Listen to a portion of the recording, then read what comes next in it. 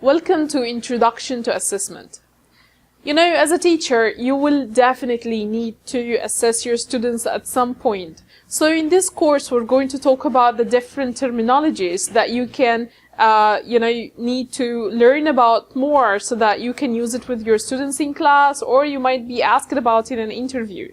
So in this course, we're going to talk about what is assessment, evaluation, testing, what are the different types of assessment that you might need to do. Let's start first by asking ourselves, what is assessment? It seems like a big word, right?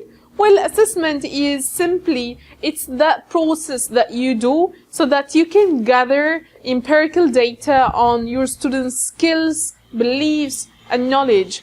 So assessment here is some sort of an ongoing process that you're gonna need to do all the time with your students to make sure that you're giving them a better education or to provide them with more quality for their learning. So assessment here is something that would be done to improve the education quality, and it is more like focusing on providing feedback for teacher, student, and all the learning components. And also you don't have to make it as graded all the time.